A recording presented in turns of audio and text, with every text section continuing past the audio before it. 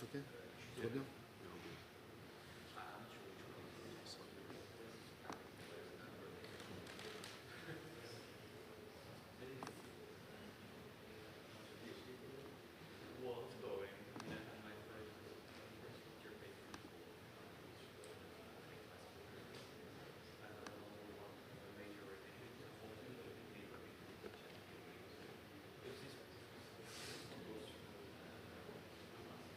Wait, you were chain analysis guy?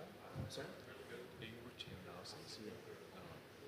You look really similar to the guy that works at chain analysis. I'm very confused because I he in his speech yesterday.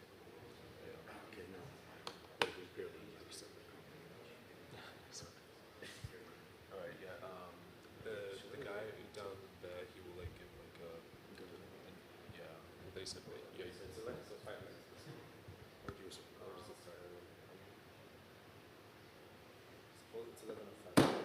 Yes, yeah. Just start 11:05. Or when you want, I guess. Because I guess we're right now. I mean, you start 11:05. Wait, Yeah. Because people come in and ask for us.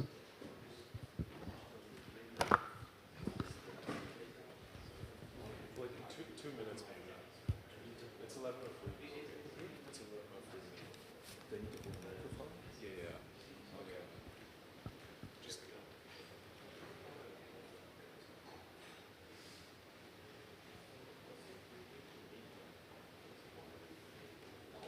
you just have the mic on. You can stand usually up and do the podium. Yeah, exactly. So on. And then take off. Just put it down. Do I have to stand here or can I stand sideways? Yeah. Even one's fine. On the side. Doesn't matter. Okay. It's open. On, off. Okay, okay.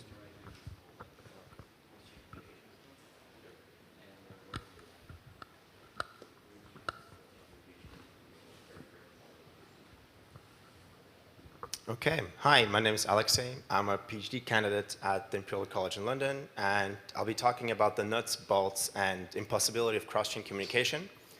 Yeah, and we're also making a small announcement along the way. So the motivation behind this talk is quite simple. There exist over 5,000 cryptocurrencies, which different design and purpose, and taking into account all the different communities and use cases and designs, it's quite unlikely, and it's probably fair to say that there will not be one chain to rule them all. So the goal of this talk and the research that we've been doing is we want to find a way to securely communicate across different distributed ledgers. Now, nowadays, the best way to do this, or the most simple way to do this, is through centralized exchanges. But I think we can all agree that we've seen a history of theft and loss, mostly related to failures of centralized providers. So recently, over the past 1 or 2 years, decentralized exchanges have emerged, which try to provide an alternative to centralized providers. On one hand, these exchanges are not necessarily decentralized, but rather non-custodial, so users retain custody of their assets. And on the other hand, unfortunately, as of this day, they don't account for a large fraction of the volume. In fact, it's very small. And one possible reason for this is, apart from that they're probably harder to use than centralized exchanges, is that they do not operate cross-chain. So you can't really trade Bitcoin or Litecoin or Zcash on decentralized exchanges yet. And essentially, that's where we come in. So I'm happy to say that we launched a company called Interlay, which essentially, the goal of Interlay is to allow users to access any asset on any platform. And this basically all started off as research. So we've been doing research for the past 3-4 years, focusing on blockchain security and interoperability. And we actually managed also to publish papers at top-tier security conferences, which is a challenge itself because people in academia tend to be very skeptical about blockchain topics. And yeah, we've been around giving workshops and talks at various developer and community conferences. And as such, all of these kind of effort and research over the past years, I'm happy to announce that we are the team who is going to be building a Polkadot bridge to Polkadot, Bitcoin bridge to Polkadot. And the idea is that you'll be able to move Bitcoin-backed assets into the Polkadot ecosystem in a trust-minimized manner. So we have a 200-page spec online, which describes in detail how this bridge will work. And we have a GitLab repository which you can follow. Now, so what are the steps? We have a specification, and we're currently in the progress of building the bridge in Rust and Substrate, and we're revamping our efforts to bring Bitcoin to Ethereum as well. So we had our first proof of concept for a bridge from Bitcoin to Ethereum like 1.5 years ago, but being academics, we did not push it further, so we're actually now moving into practice. So yeah, and what we want to do is, I mean, in the long run, our goal is to allow you to access financial products for Bitcoin. So specifically, the idea is that you can use Bitcoin with decentralized exchanges, with lending protocols, stable coins, and actually we'll have an inbuilt way for you to earn interest on your Bitcoin if you integrate them in other blockchains. Cool. Now, back to the tech. The talk is split into 3 parts. So on one hand, we'll talk about cross-chain communication and give an overview.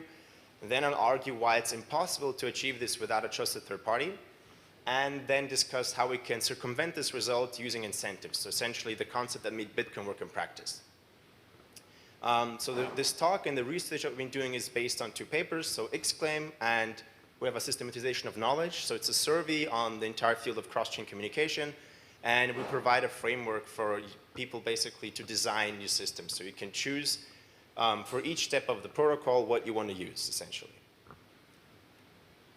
So, cross-blockchain communication. I mean, so this problem is not necessarily new, and it relates back to the non-blocking atomic commit problem, which has been researched for at least 30 years by now.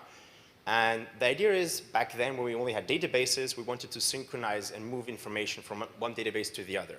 And you typically assume that you have an administrator which you trust, and your main problem was that one database may crash. And you wanted to make sure that your updates across multiple databases are atomic. So you basically need to make sure that you're resilient against crash failures. Now in distributed ledgers, we have a different problem. Apart from crash failures, we actually have actors who want to behave maliciously, who want to try to steal your money potentially. So we need to account for Byzantine failures, which makes this quite a bit more complicated than just moving information from one database to the other.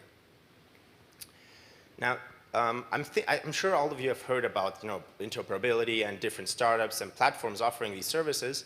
But if you think about the different use cases, the most famous one are exchanges and transfer of assets across different platforms.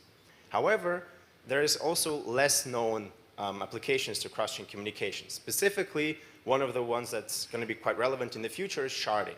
When you shard a system and separate or distribute the domain and the responsibility for data and specific application across different shards, you still need to be able to communicate across them. And there's a famous problem here that's quite popular, and it's often cited in the Ethereum community. It's the train and hotel problem. And imagine you have an application on one shard that allows you to book a train ticket, and another shard is responsible for a hotel platform. But you want to make sure that you only get your train ticket if you actually get the hotel. And the question is, well, how do you ensure that if you fail to book your hotel, that you actually also don't pay for the train ticket? Because, well, no point of going there.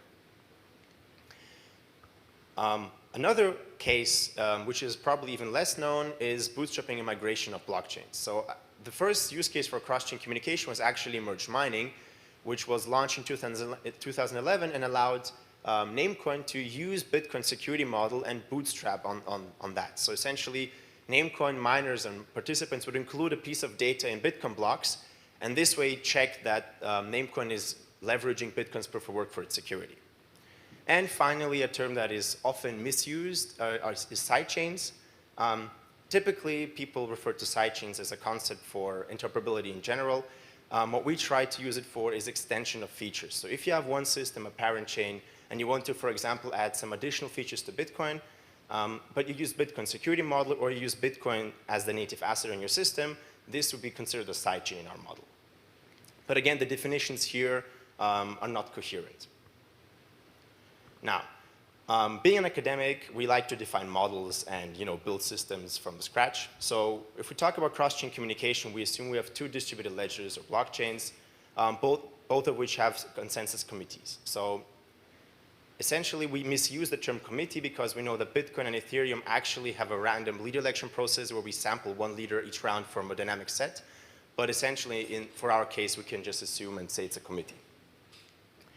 Now, we also have 2 participants, Alice and Bob. And Alice is on Bitcoin, Bob is on Ethereum.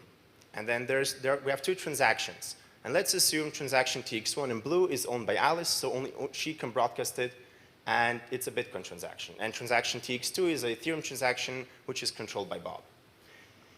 Now, in CrossChain Communication, we try to solve the problem where Alice wants transaction TX2 to be written to Ethereum, and she knows how exactly TX2 looks like, and vice versa, Bob wants that transaction 1 is written to Bitcoin. Now, this seems quite abstract, but their goal is to synchronize this. So essentially, either transaction TX1 and TX2 are both written to Bitcoin and Ethereum respectively, or none of them are. And to make this more practical and accessible, you can imagine this as an exchange. So let's assume Alice and Bob want to perform an atomic swap. Alice will receive Ethereum if she gives Bitcoin to Bob. Now, and the argument is that, well, it's impossible to do this. I mean, so in my PhD, my goal was to actually find a way to do such a swap without a centralized provider. And well, after 2 years, we figured out, well, you cannot do it, unfortunately. But what you can do is use incentives. So basically, we proved that you cannot achieve cross-chain communication without a trusted third party, and I'll try to lead you through this process of how we actually prove these things in academia, and then give an intuition about the result. So we like to define properties, so we say we have 3 properties for cross-chain communication. One is effectiveness, which basically states if everything is fine, if Alice and Bob want to perform the communication or the exchange, well, both transactions are valid, then we can actually trigger the communication protocol. Then it can be executed. And next, we want to reduce the set of possible outcomes to the ones that are interesting to us. Specifically, we want to ensure that neither Alice nor Bob are left at a disadvantage. This means transaction TX1 and TX2 are either both included or none of them are. And finally, we need a liveness property to ensure that the protocol progresses at some points. An honest participant will at some point write a transaction to the blockchain if it is valid. And essentially, what we do is we show that cross-chain communication is as hard as fair exchange. So if you actually manage to solve a cross-chain communication protocol without a trusted third party, you essentially have solved fair exchange. But the fair exchange problem is a very old thing, and it's known to be impossible. In fact, there's a paper from 1999, and even older papers discuss this, that you cannot solve this problem, and you need a trusted third party to achieve a fair exchange protocol. Now, what we do in our paper, we provide a reduction.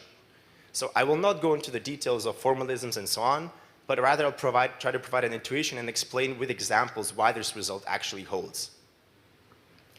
Now let's go back to our scenario and assume Alice and Bob want to exchange Bitcoin against Ether. And now we'll make our model a bit stronger, weaker actually, because we introduce a smart contract on Ethereum which can now enforce correct behavior of Bob.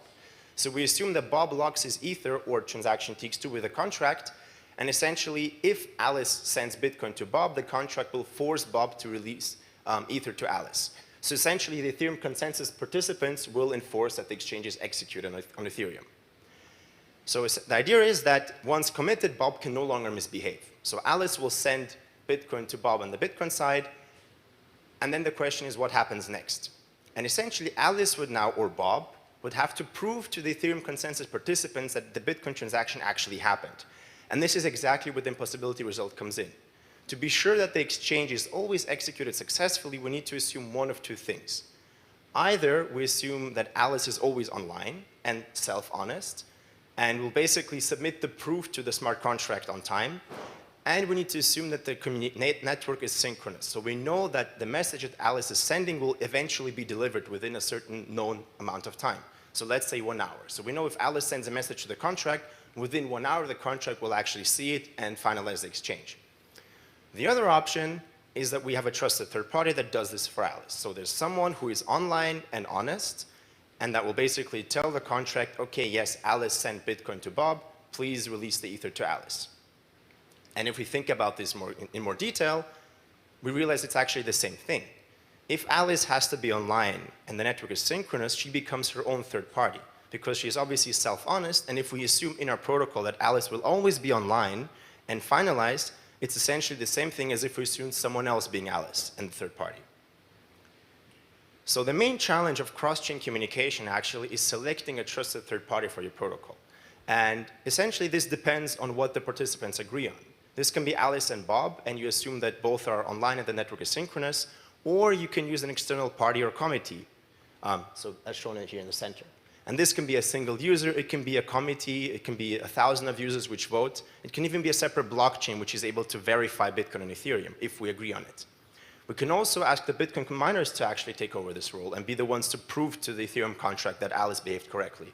Or vice versa, we can ask the Ethereum consensus participants to do this for us and that they check the Bitcoin transactions. And finally, something that's becoming more and more are so-called watchtowers or optimistic trusted third parties. And the idea is that you have a hybrid protocol where you first allow users to try themselves, but if Alice crashes, then there's a third party that will basically take over the role and ensure that everything goes right. And in the paper, we basically provide a framework for like showing at each step of the CrossChain Communication Protocol, you actually can take a different party. And this allows you to either evaluate existing protocols, or if you want to design a new one, based on your use case and model, you can select the right, basically, right principles and plug them into your protocol. Now, something that we hear quite often is, well, what about trustless atomic swaps? Because these are trustless, a trustless mechanism to exchange assets. And essentially, yes, it works in theory, but it's the impossibility result still holds. So in atomic swaps via symmetric locks, or for example, hash time lock contracts, what happens is Alice and Bob agree that they will lock Bitcoin and Ethereum with the same locking conditions. So essentially, Alice generates a secret, computes the hash over the secret, and then says, okay, on Bitcoin, if this hash is, the secret to this hash is revealed, then Bob can take the Bitcoin. And on the Ethereum side, Bob does the same thing. He says if Alice reveals the secret, she can take the Ethereum. And essentially, to finalize the protocol, Alice spends the Ether on the Ethereum side, releasing the secret to the network, because obviously otherwise she cannot take the money. And then Bob can spend on the Bitcoin side. And this ensures atomicity. If Alice never reveals, the protocol is never executed, no one gets the funds. But that's also a problem, because if Alice never reveals the secret, the funds will stay locked up indefinitely. So that's why we need time locks. So essentially, HTLCs introduce this concept where you abort after some period of time. So if Alice never reveals the secret, Bob and Alice herself can actually take back their coins and restore back to the initial state. So no one loses money. And this is where the problem happens, because what if Alice spends the Ether on the Ethereum side, but then Bob is unable to spend the Bitcoin? So because we have an asynchronous network, his messages are lost, or he's simply offline. And what can happen then, if Bob does not come online and send the message within the time lock on the Bitcoin side, Alice can recover her Bitcoin. And what this means is that she basically stole from Bob. She got the Ether, she got the Bitcoin, and Bob has lost basically everything. So either we assume that Bob is online and the network is synchronous, or someone else needs to force Alice to give back the money to Bob, so a third party. And the same thing holds for our smart contract example. I mean, we had this on the previous slides, but to recap again, if Bob locks his offer in a smart contract and Alice has to prove to him that she sent him Bitcoin on Ethereum, on the Bitcoin side, then Alice is the one bearing the risk. Because if she submits the proof, she will get the Ethereum back. But what if she is unable to send the proof to the smart contract? Well then, if the time lock expires, Alice recovers her Ether, and now she has both Bitcoin and Ethereum. Whereas Bob basically won and Alice lost. And the same case here. To enforce Bob to behave correctly and return the money, the contract would have to know that Alice actually sent Bitcoin to Bob on the Bitcoin blockchain. And for this, we again need either someone to prove it, and in this case, Bob, why would he prove to the contract that Alice behaved correctly if he can steal the money? So either Alice is online, or we need a third party. So I hope this result makes sense. I mean, if you're interested, please have a look at the paper.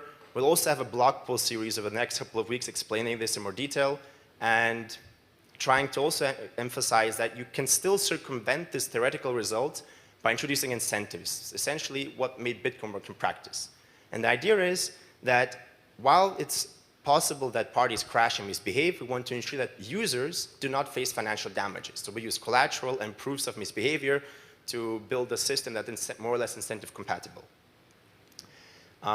Before we dive into Xclaim, there's two main groups of cross-chain communication protocols. Previously, we've been talking about exchanges. So we want to swap assets on two different blockchains. So you coordinate how assets change hands on two systems, and you have a commit and abort protocol. So both parties first commit, you verify that everything is correct, and then you either abort if it's not, or you commit on both blockchains. But there's a lot of use cases where you don't just want to swap, but you actually want to permanently move objects in one system to the other. And this is what we do in Xclaim. So the idea is that we create so-called on-chain cryptocurrency-backed assets. So a cryptocurrency-backed asset, as the name states, is a token or asset is one-to-one backed by existing cryptocurrencies. So for example, we can create Bitcoin-backed tokens on Ethereum, or on Polkadot, as in the previous case. And the idea is quite simple. The protocols are simple. You lock up your Bitcoin, you create Bitcoin-backed tokens. You can use these tokens like any native asset, which is quite interesting for the use cases, because now you can make decentralized exchanges use Bitcoin. You can use Bitcoin on lending protocols, maybe with flash loans, who knows. And when you're done using your Bitcoin-backed tokens, you destroy them and you receive your Bitcoin back. Sounds simple, but to actually build this in practice, we have to overcome a few challenges. Specifically, if you want to make the system compatible with as many blockchains as possible, you need to solve the problem of having conditional locks without smart contracts. The problem is that we want to unlock the Bitcoin only when the tokens are burned and destroyed. But Bitcoin has no idea what's going on the Ethereum side. In fact, we don't have smart contracts there, so you can't really encode the same functionality as a Bitcoin SPV client on Ethereum, which is possible. So the first intuition that we would have is, well, why don't we use hash locks? And the problem is that you cannot do this because for hash locks to be useful, you'd need to generate a secret in an Ethereum smart contract and release the secret only when the tokens are burned. But we know that smart contracts are currently at least publicly verifiable and that you cannot store a secret there because everyone will see it the moment you put it there. So we need someone to actually hold Bitcoin on the Bitcoin side and release them on time. But this someone, and this is a trusted third party, can be incentivized to do this. So in our system model, we have users, which are the participants who basically send Bitcoin to these vaults, which hold them until the users are done with using the tokens, and then users burn the tokens and receive the Bitcoin from the vaults. Now, vaults are Bitcoin users, and essentially anyone can become a vault by locking up collateral on Ethereum. So the idea is that you don't have to trust vaults for your financial monies, for financial value that you send them, but you have a guarantee that if they misbehave, you'll be reimbursed. And this guarantee is given to you by an on-chain contract, which basically monitors correct behavior of the vaults on the Bitcoin side. So if we look at the architecture of Xclaim in a bit more detail, we see, it's a quite complex system. And while the idea is quite easy to understand, the practical problems that we face are actually quite vast. So on one hand, we need an exchange rate oracle because the collateral, or that, at least at the moment, is in a different currency than Bitcoin. So in our case, for Ethereum. And then we have a registry for vaults, so anyone can register as a vault by locking up collateral. And finally, we have the different protocols. We also have a replace protocol, which allows vaults to leave the system at any time, so you don't want people to be forced to stay in Xclaim if they want to basically leave and get the collateral out. And another very important component is actually BTC Relay. So this allows us to verify that specific actions have happened on Bitcoin. And how this works is it's just like any Bitcoin SPV client that you would have on your phone, except that it's encoded in a smart contract. So BTC Relay accepts Bitcoin block headers and then allows you to submit a transaction inclusion proof, which is basically a Merkle tree path. So it shows that the specific transaction was included in a specific block. And this way, because we can then parse the transactions, we can be sure that specific actions have happened on the Bitcoin side. So for example, Alice has sent Bitcoin to Bob. Now, this thing has a lot of challenges in practice, and if we have time, we can talk about this later. But let's go into the Xclaim protocols first. So in our system model, we have Alice who has Bitcoin, we have a vault, and in this case, Alice can be her own vault, so it can be the same person, there is no restrictions. So it's a dynamic set. And then we have the smart contract on Ethereum, which is basically the treasure chest up there, and with a second component called BTC Relay, which again allows us to verify the state of Bitcoin.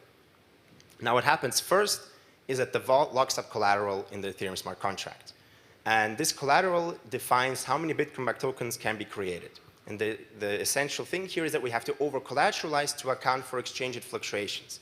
Because we know the prices can change fairly quickly, so we need to make sure that if the price changes while the tokens are issued, that the vault is not incentivized to run away with the Bitcoin, because it will earn more money by doing that. So what happens next is Alice sends Bitcoin to the vault and then proves that she did this to BTC Relay, which confirms this to the smart contract, which then issues Bitcoin-backed tokens to Alice. And that's it. And the interesting part about this is that the vault is not interactive. It can be offline the whole time. And the benefit that this gives us is that the vault cannot censor users selectively. So once the vault has locked up collateral, it cannot prevent specific users from participating in the process. So either you participate in this process as a vault, or you don't, but you cannot block specific users from getting Bitcoin-backed tokens. Now, one problem that we do have here is that we can have race conditions, because obviously networks can be slow, we can have message delay, people can go offline. And we have two problems. On one hand, two participants can try to issue Bitcoin-backed tokens simultaneously for the same amount of collateral. And only one of them will have the security of, if something goes wrong, I'll get my money back.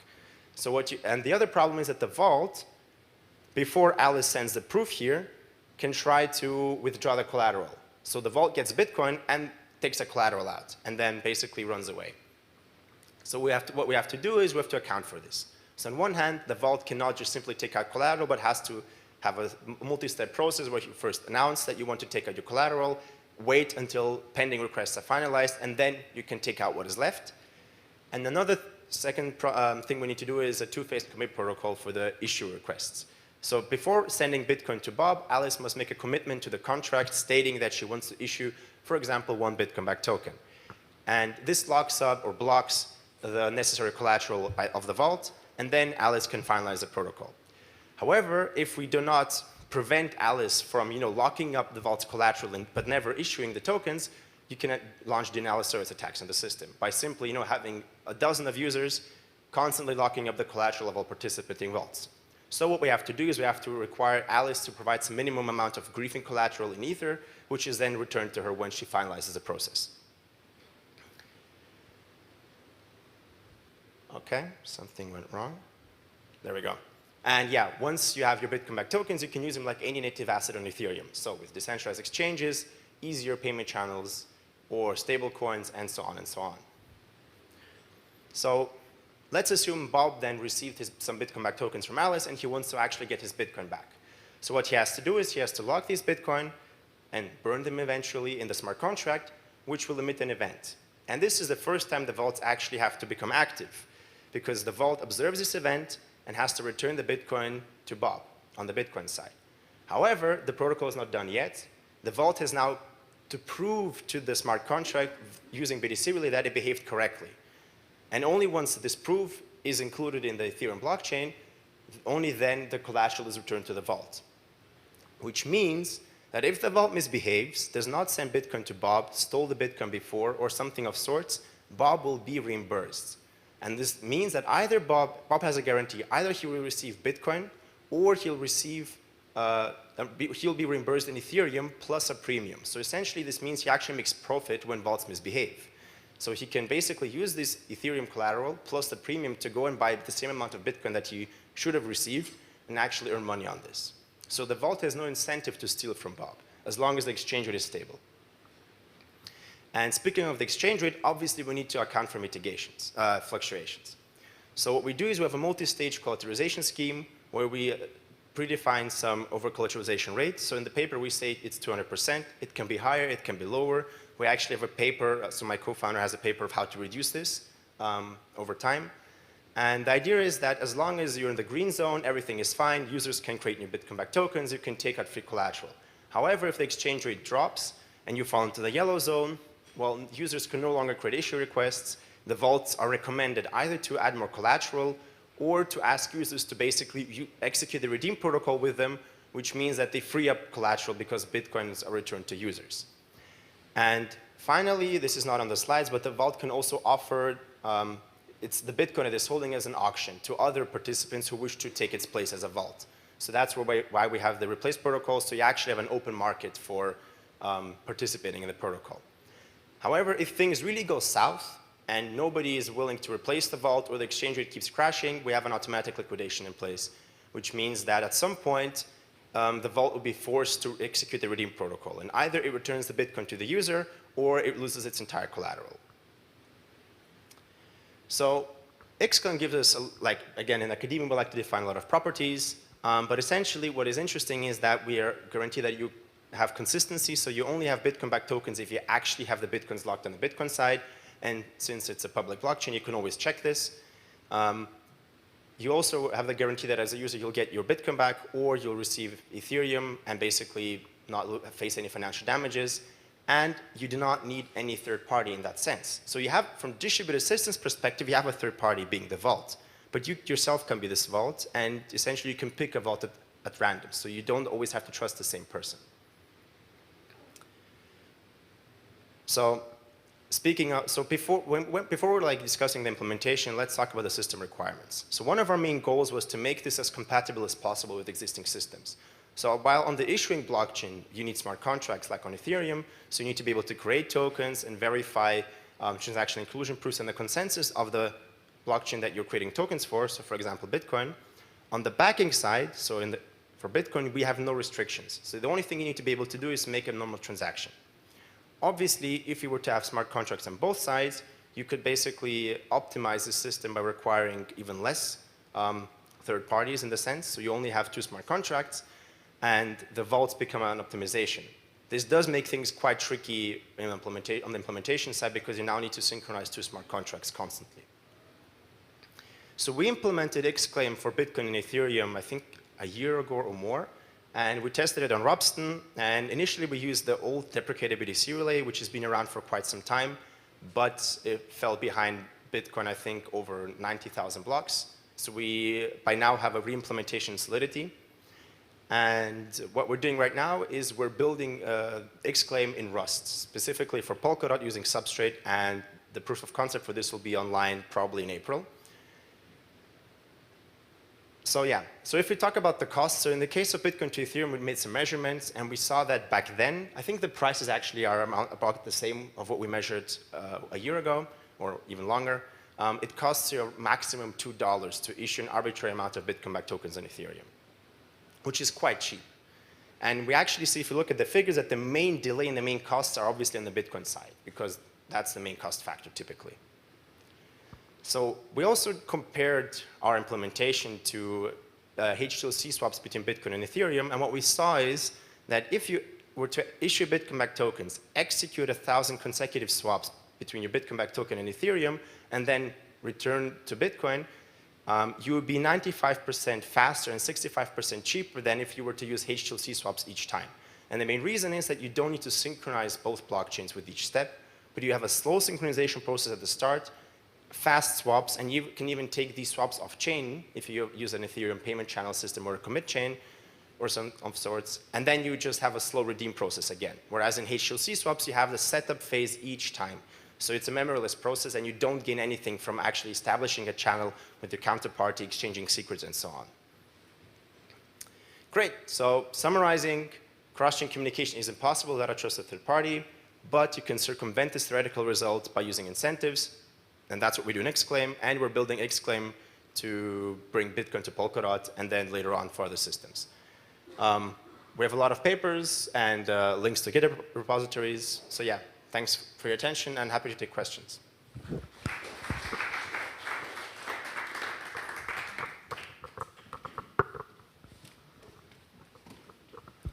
Well, thank you for the presentation, and good luck for the end of your PhD. I'm sure you will have great success.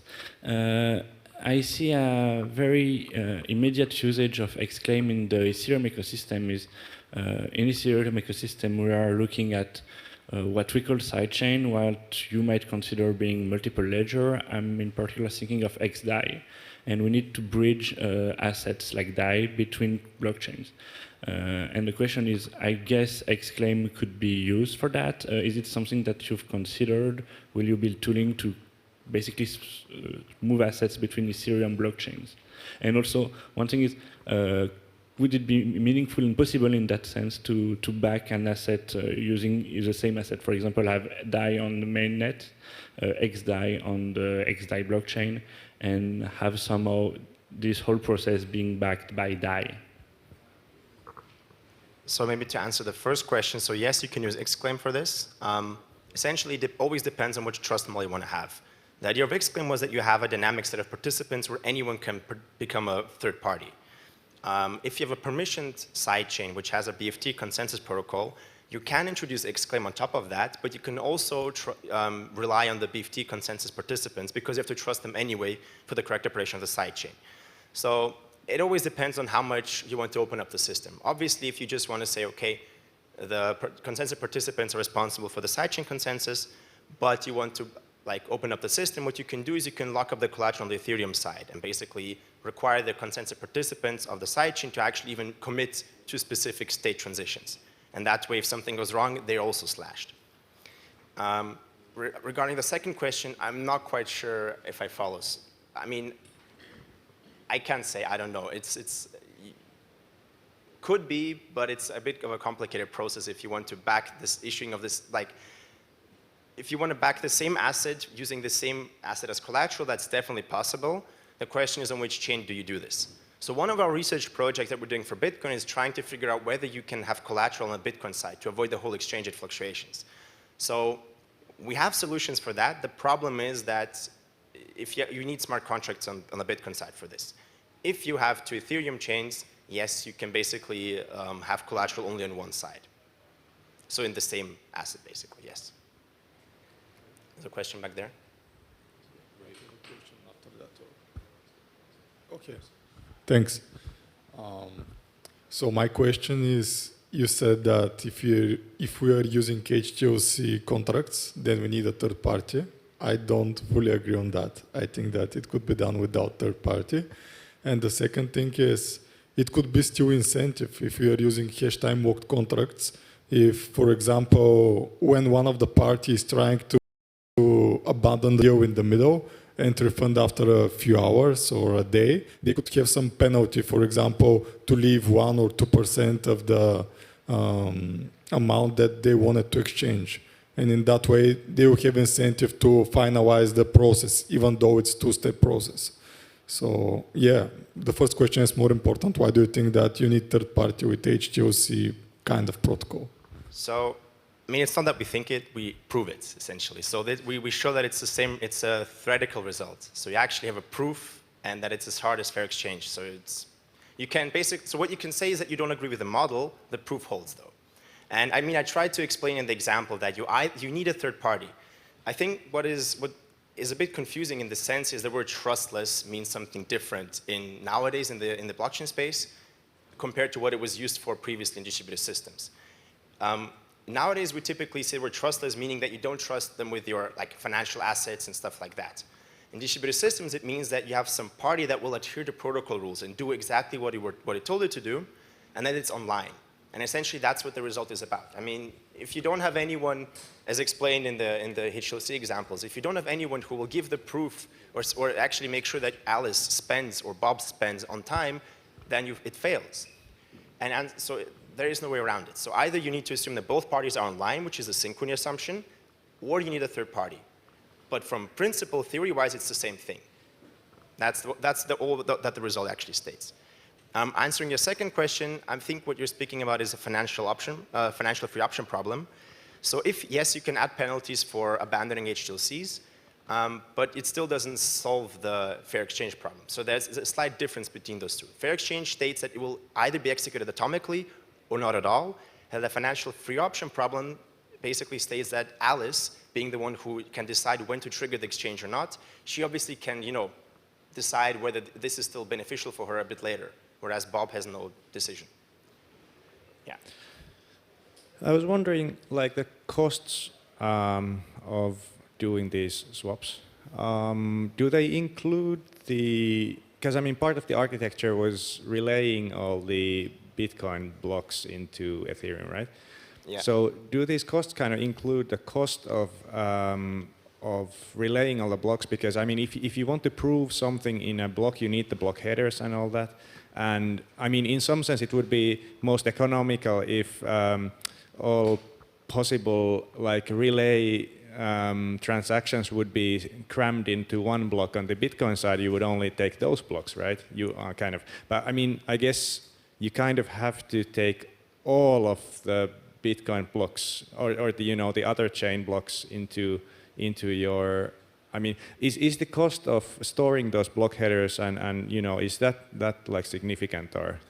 So we did include these costs, and essentially have a fixed cost. So you assume that you approximately have 144 Bitcoin block headers per day, and essentially we looked at this, and given the prices back then, which more or less represent the prices today, it'll cost you around $5,000 to $10,000 per year to maintain BTC Relay, which sounds a lot, but if it's done by a company or if people actually use this splits up, and it's not that high per user. So 10,000 a year? 5 to 10, yeah. Okay. Like what gas price? As the one that's stated here. Oh, 5. Okay. Yeah, it's 5 to. I think it's 10. I just don't remember by heart because we've been doing calculations. Let's say it's 10. Let's say it's 10. It's still not as high. I mean, obviously, if it's one person doing this, it's quite expensive. But if you have 100 people, 1,000 people, then it becomes quite marginal. And the fact is, it's fixed. That's what it costs you to run this. And obviously, there are improvements. There are so-called logarithmic SPV clients, which basically reduce the number of block headers that you need to submit. So with the native SPV client, you need each and every Bitcoin block header. What you can do, basically, you can use concepts like NepoPows with superblocks or Fly client to basically skip over blocks that are irrelevant for a protocol. And we've also been working on extensions to this to basically ensure that you only submit the blocks that you need and not the entire Bitcoin main chain. Yeah. All right, cool. If there's any more questions, you guys can do that outside. And yeah. Oh, and a round of applause for him too. Thanks. Also, like our next speaker is Leonard, if you're here yet. Did you email the slides? I put it on the drive. Okay, cool.